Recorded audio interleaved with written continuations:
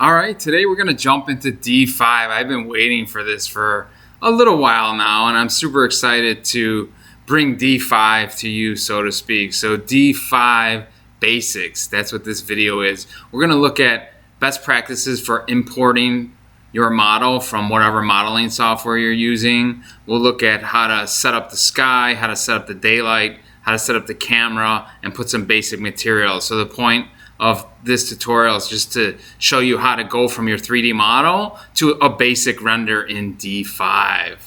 All right, let's jump into it. All right, where do you start? Go to d5render.com. D5 is free, so that's super awesome. So you'll download, install D5, pretty simple. Just want to point out under workflow. So D5 has a sync with SketchUp, Rhino, Cinema 4D, 3ds Max, ArchiCAD, Vectorworks, Revit, Blender, pretty much all the 3D modeling software out there. So you'll want to also download the sync software so that you can sync directly from your 3D modeling software to D5. Okay, I have a model in Revit, just a basic little model of a pavilion. Notice everything is separated by layers: ground, patio, floor, walls, roof. But what's really important is that each of those layers have a material: ground, patio, floor, walls, roof. That's how D5 is going to separate the objects. It's going to separate it by material. If you have a whole bunch of layers, but the default material is applied to those layers, it's going to turn everything into a group with one object. So separate your objects by material.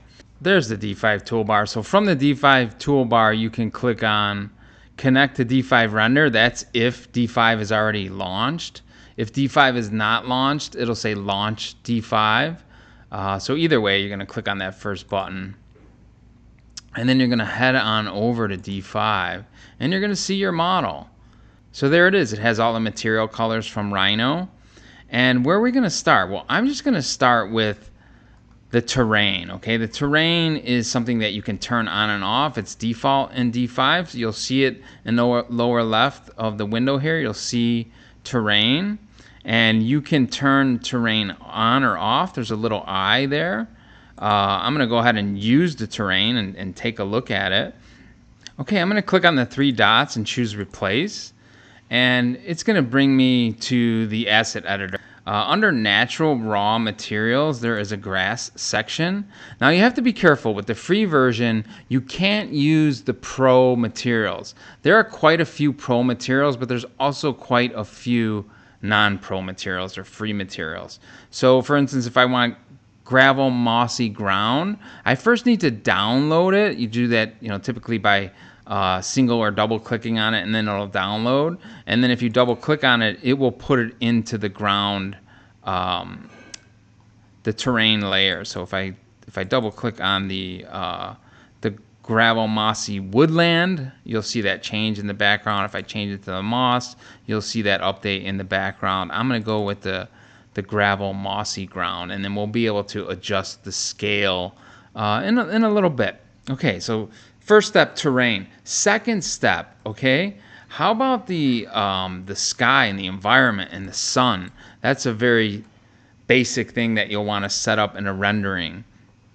So I'm going to go over to environment in the upper right, and you'll see it's got my GeoSky, it's got my custom. So the GeoSky is going to try to use real world conditions. So as you move the sky later in the nighttime, you'll see it becomes nighttime, and if it's during the day, it becomes daytime, which is great to do. I do a lot of custom where I want to set things like the intensity of the sun on my own. I want to choose those settings. I want to change the sun disk radius. I want to change the altitude, the azimuth. So what I typically do is I make the radius pretty big, and then I start working with the azimuth, which the azimuth rotates the sun around.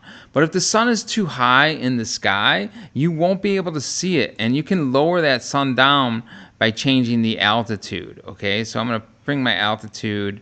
I'm going to lower that quite a bit. And then I'm going to work on my azimuth and see if I can actually see that sun. I'm just going to lower my view a little bit. And I'm going to rotate my azimuth. So there it is right there. I'm going to lower that altitude down a little bit. So there you see it. and I'm going to make the sun disk radius smaller. So that's just like, I want to see the sun, I want to know where it is, and then I can start to manipulate that sun based on my camera. Now, it's not, you don't always have to see the sun, and actually the issue with always seeing the sun is your building will be in shadow. So I'm just going to move it there in the upper right, kind of leave the sun there. I see my shadows. If I want longer shadows, I'll lower the altitude. If I want shorter shadows, I'll raise the altitude. So good idea to get familiar with the sun. You can change the sun's intensity by just lowering it with this slider here. Good idea to get familiar with it. The other thing is the actual sky itself. Now, I like to change my sky in Photoshop unless I'm doing an animation. So we're going to just change this. I'm going to move myself over here. We have cloud. I can turn off the cloud and then the cloud is gone. It's really that simple. But if you're into clouds, you have all these number sliders that you can work with to create, you know, a custom sky for yourself. Maybe I just want a hint of a few clouds in there. So a whole lot to do with the clouds. What else to make a good rendering? Well, you need to set up a camera. Okay, so that's super important. So to set up a camera, you're going to go to the camera or the image icon. You're going to go right there, and you're going to click on that, and that brings you into image mode. Now, something to notice when you're in the image or when you're in the camera mode is that the asset editor is grayed out. First time I used D5, took me a while to find the asset editor because it was grayed out because I was in camera mode. So just keep that in mind. So let's just look at the bottom. Let me lift myself up a little bit. So we'll look at the bottom. So we have image, we have panorama. Okay, we're going to deal with an image, and then we have field of view horizontal or focal length. I've just gotten so used to thinking of the camera angle in focal length, in millimeters. And I work with a pretty wide angle camera. So my focal length is typically between 15 and 20. So I'm going to use 20. And then that also changes the field of view. So those things, if I scroll these together, you'll see the field of view and the focal length changing together. So I'm going to keep that about 20. And then I'm going to zoom in. So I want my view to be pretty dramatic. My aspect ratio, I'm going to change it to 16:9. I like that aspect ratio. And I typically am rendering, for test renderings, I'll take the default 1840 by 1035. You got 2K, 4K, 6K, 8K, so you can go all the way up. And then you're going to have channels to render, okay? Channels is something that I'm going to dedicate a video to and look at channels and how we can use those. So for right now, I'm going to turn the channels off. Okay, and then it's very simple to hit the render button. Before we hit the render button though, let's just put some simple materials on. So I'm gonna leave the camera mode. Okay, so now I'm back here and I can kind of orbit around my scene. We didn't look at how to save that camera. We're gonna have to do that.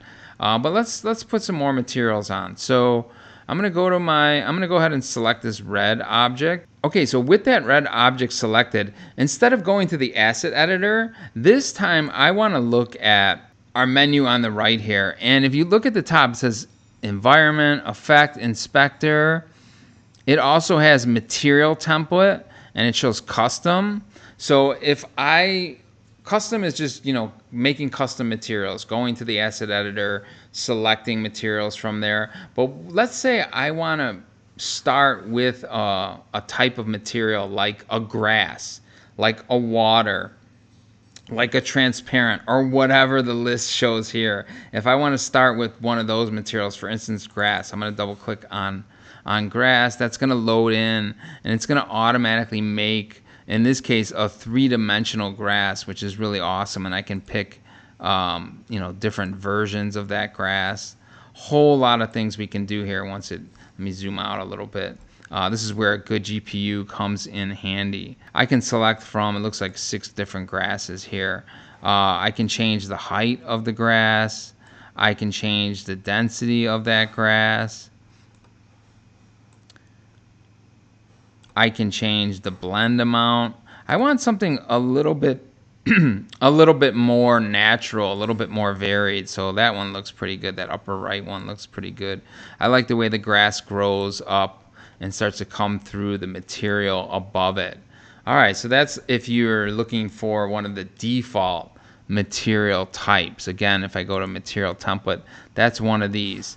If I want something like concrete, I don't really see a material template for concrete. So for that, I'm going to select this purple object. I'm going to go over to the assets editor. I'm going to look under concrete. There's 39 materials here. There's a lot of free materials. I'm going to go with like this rough concrete 5 here. So I have to download it either by clicking on the download, or if you double click on it, it'll start to download. And then if you double click on it again, it will be on your cursor, and you can drop it on the object that you want. You can hit escape. You could close the asset editor there. So you get a really nice concrete here. If you want to adjust the scale, which is something that you're typically going to be doing when you apply a material, if I select this, my menu changes on the right, and if I scroll down toward the bottom, there is a stretch.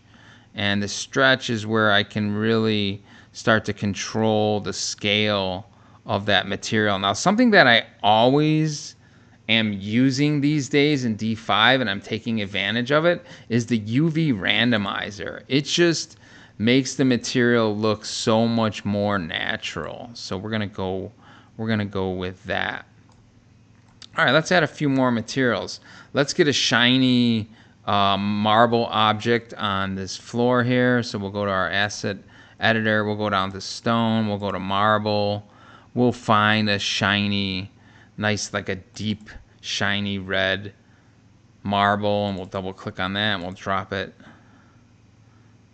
there, and that's a nice default shine, which I like there. Let's go to find some brick. Let's find some brick. So remember, if you don't see it right away, you can always go here and you can type in what you're looking for. And I'm just looking for brick, and I get some brick here. I just want some real simple, maybe this dark gray wall brick looks good. I'll download that. Double click on it, drop it on my brick walls there. So that needs definitely needs some scaling adjustment there. So I'm gonna go ahead and scale that down like we looked at before with the stretch. Okay, and that looks pretty good right there. And lastly, our ceiling or our roof. So I'm gonna put in a stucco material there. Let's try plaster instead. Okay, plaster instead of stucco. That seems to work for here.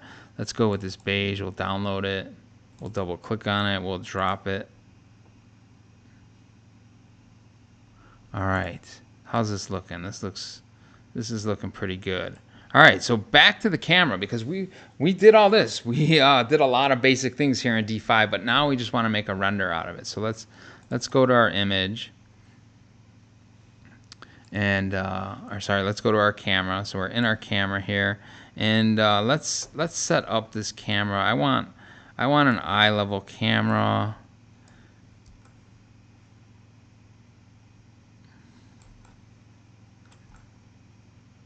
Okay, our field of view stayed at, our focal length stayed at 20, 16 by 9.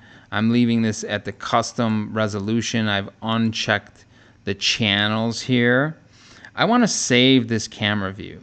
So what I'm going to do is in the upper left, there's a create new scene here. So I'm going to click on create new scene, and I'm going to go ahead and I like to rename this right away. So this is going to be my exterior cam 01. So at least this way it's saved, and I can always go back to that scene. Okay, all we have to do right now is click on the render button. It's going to want a place for us to save that, so we'll get a place to save it.